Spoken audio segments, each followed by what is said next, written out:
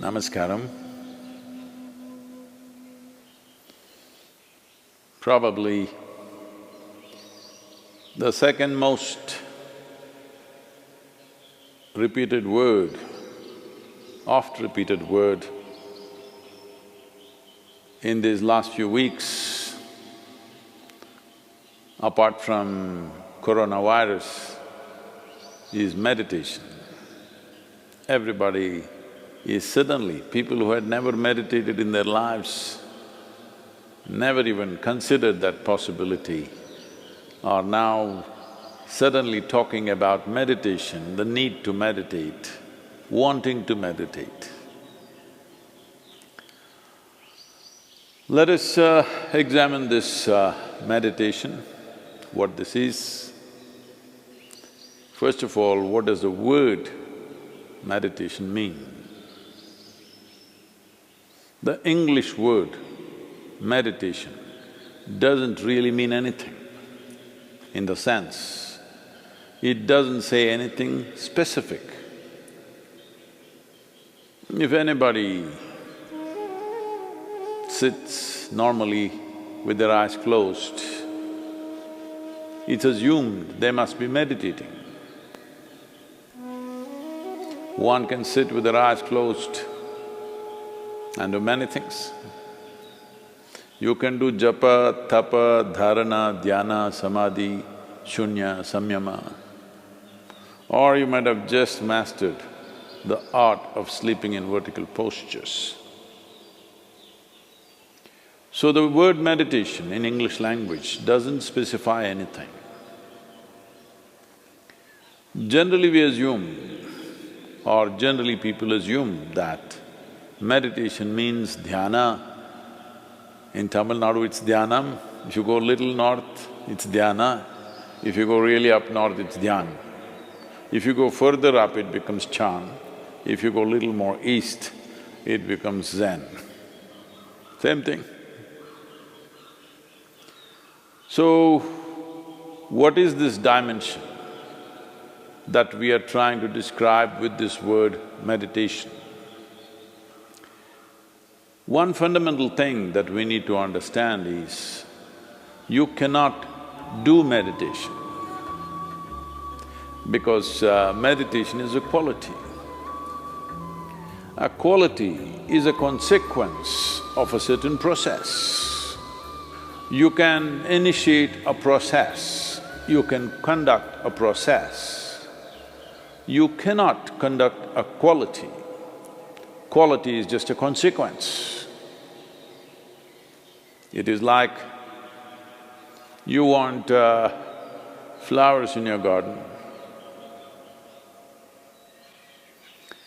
You don't sit there and do flower meditation. You know what happened to the flower people If you want flowers in your garden, you don't have to think flowers. You have to think soil, manure, water, sunlight. If you conduct this process of these ingredients properly, flower and fruit is a consequence. But today, the world has become so goal-oriented. Because they're so goal-oriented, they are not interested in the soil, definitely not interested in the manure and all the other things, but they want flowers and fruit.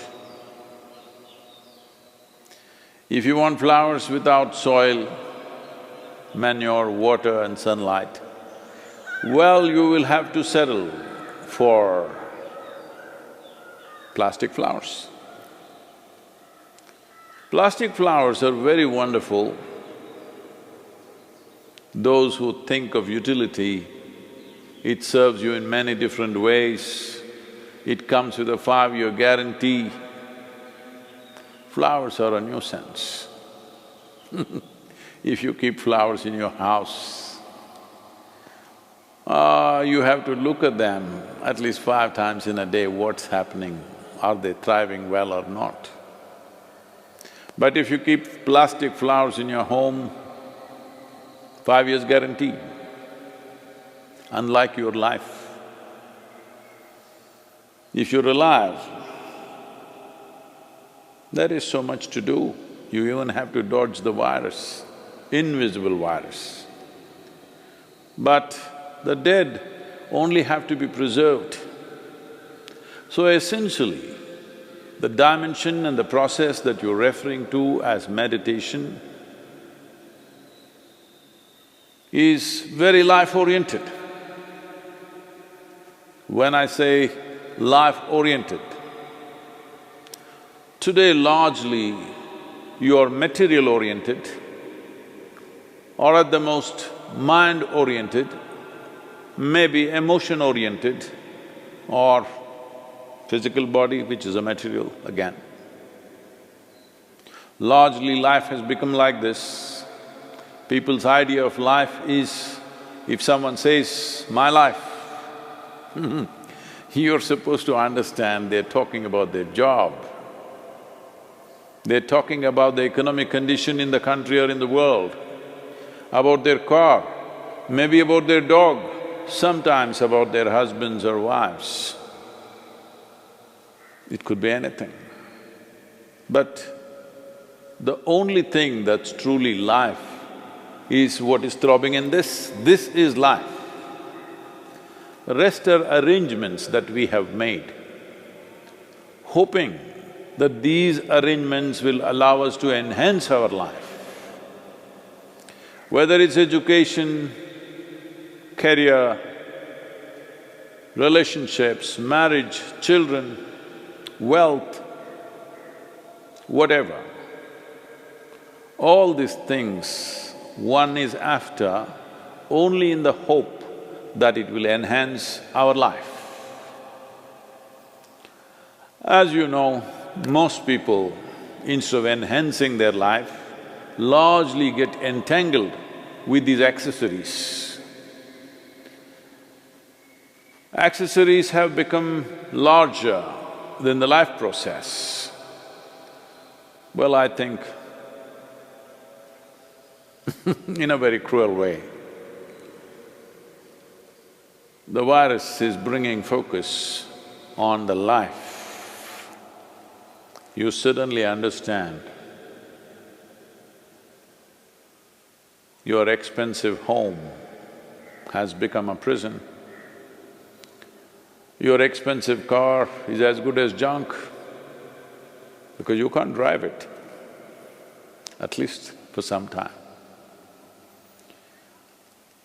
And right now, the world is in a situation where we do not know how long will it take before you're back on the road and swing around a little bit in your automobile?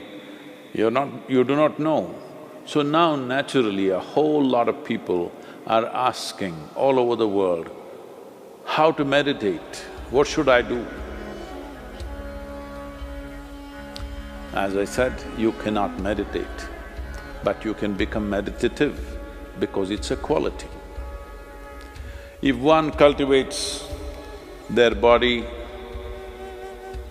mind, emotion and energies to a certain level of maturity,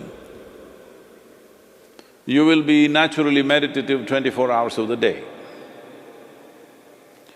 Meditation is not an impairment that if you're meditative, you have to close your eyes and be limited to one place. Meditation is a phenomenal empowerment that you can do whatever is needed in the world, whatever, I mean that. Whatever is needed in the given situation and still remain untouched by the process of activities that we need to conduct in the world. This empowerment or without this empowerment, in fact a human being is crippled because if what you have to think, feel, understand and act in the world is going to rub off on you in such a big way, naturally you will hesitate to do what is needed. Naturally you will avoid doing things that need to be done. In a way, the moment you are in a state where your own activity and the activity of the world around you and the activity of your mind and your emotion, once they are impacting you every moment of your life, then in some way you will cripple yourself because naturally you would want to keep the scale of your life very limited because activity, thought, emotion, involvement with life can cause enormous amount of suffering.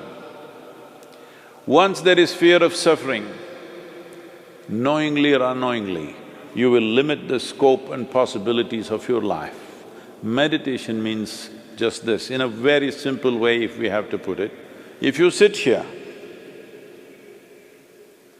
your body is here, your mind is there, who you are is little away from these two dimensions of physical body and mental accumulations.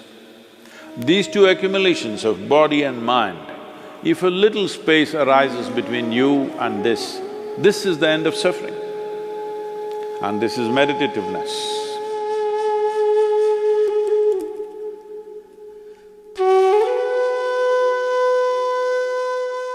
Isha Kriya is an extremely simple process but a powerful tool.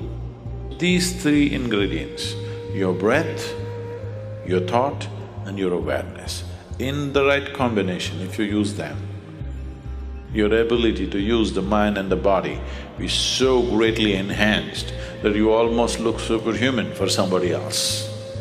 But I'm telling you, this is human. This is not about being superhuman. This is about realizing being human is super.